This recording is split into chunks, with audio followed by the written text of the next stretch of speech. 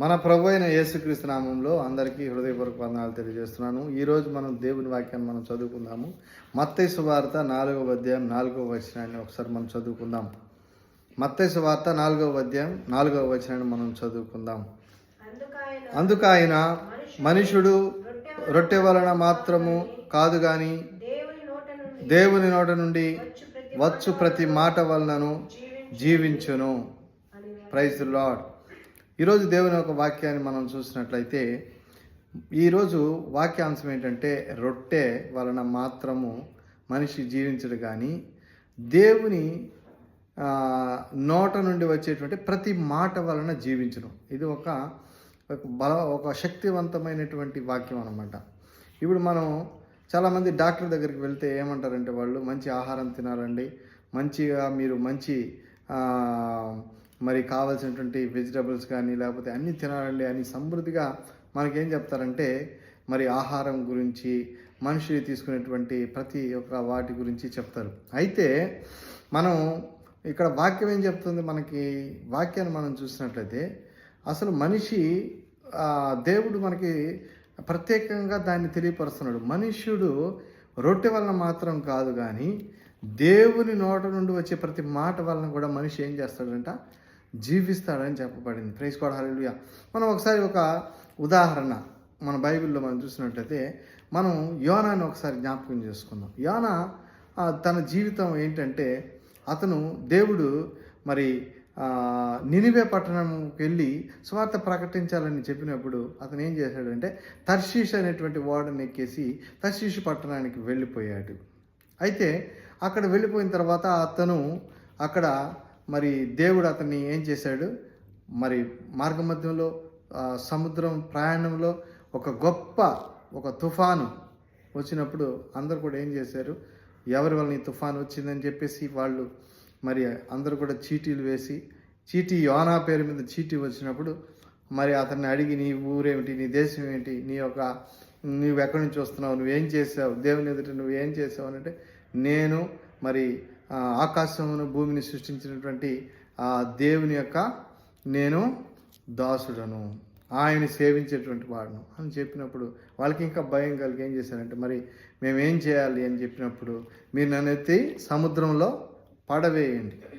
సముద్రంలో యోనాని పడవేసిన తర్వాత యోనా జీవితం ఏమైపోయింది, సముద్రంలో ఒక మనిషి పడిపోయిన తర్వాత అతని జీవితం ఏమైపోయింది, ఇంకా మరలా పైకి రాలేనటువంటి పరిస్థితి. యోనా మరి ఆ సముద్ర గర్భంలో నుంచి ప్రార్థన చేసేటువంటి అవకాశం కూడా యోనాకు వచ్చింది.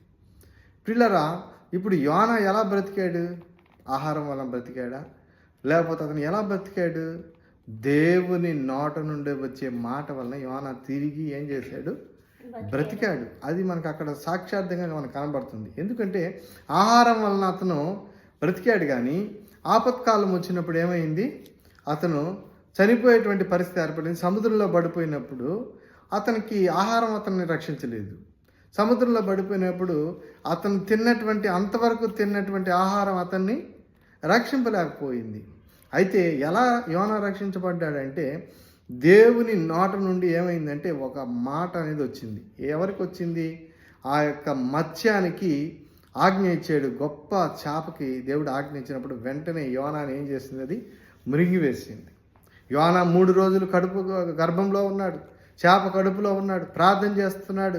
చేపలో ఉన్నటువంటి నాచు, చేపలో ఉన్నటువంటి అనేకమైనటువంటి వాసన, దుర్వాసన, పాతాళంలో ఉన్నట్టు, చీకటిలో ఉన్నట్టు ఎంతో అతను ఏం చేశాడు, పశ్చాత్తాపం కలిగి యోనా అక్కడ ప్రార్థన చేస్తున్నాడు. అక్కడ దేవుని శక్తిని తెలుసుకున్నాడు.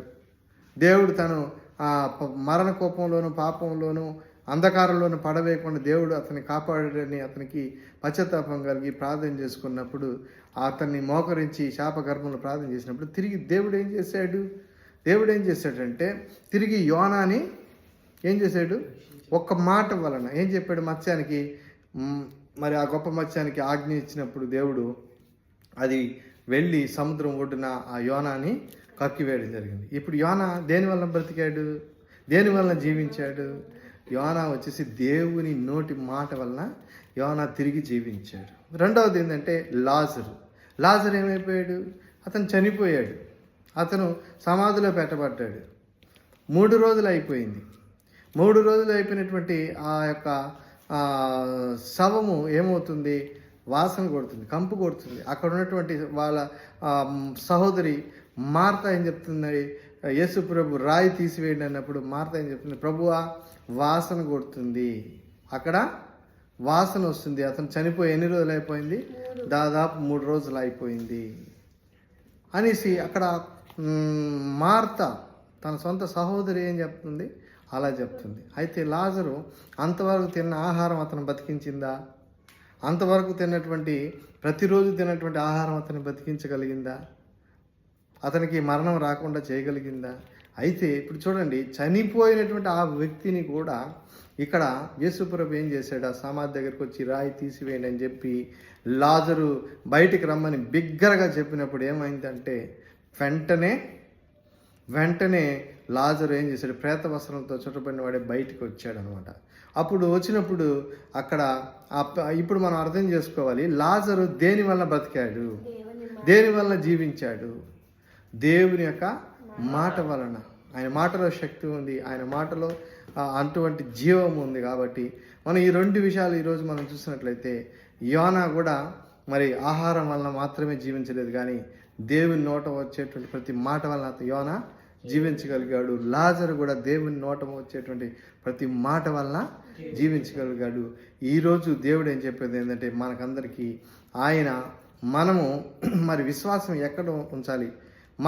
మనం తినేటువంటి ఆహారము కొద్ది రోజులకి మనకేమవుతుంది, దానివల్ల మనకి సహాయం దొరకనప్పుడు, మనకి ఏ సహాయం మనకి మరి కానరానప్పుడు దేవుడు ఏం చేస్తాడంటే, మనల్ని వెతికి వచ్చి ఏం చేస్తాడంటే, ఆయన మనకి ఆ యొక్క నోటి మాట చేత మనల్ని ఏం చేస్తాడు, ఆయన జీవింపజేస్తాడు. అంటే ఆయన నోటి మాట వలన నిరంతరం జీవించగలిగే శక్తి దేవునికి ఉంది. కాబట్టి మనం ఎప్పటికి కూడా మరి దేవుని వాక్యాన్ని నమ్మాలి.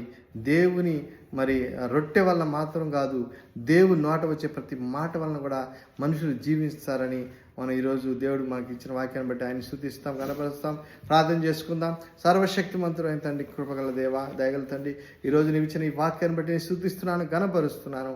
అవును తండ్రి, యోనా జీవితము, మరలి తండ్రి లాజరు జీవితాన్ని ప్రభా నువ్వు చేసిన గొప్ప కార్యాన్ని బట్టి స్తోత్రాలు. నోటి మాట చేత వారిని జీవింపు చేసిన పొందనాలు. మా జీవితాల్లో కూడా తండ్రి అటువంటి పరిస్థితులు ఏర్పడినప్పుడు నోటి మాట చేత మమ్మల్ని కూడా జ్ఞాపకం చేసుకొని జీవింపజేయమని సమస్తనికి అప్పచెప్పుకుని నజరేయుడైన యేసు సర్వశక్తిగా ప్రార్థిస్తున్నాము తండ్రి. ఆమేన్, ఆమేన్.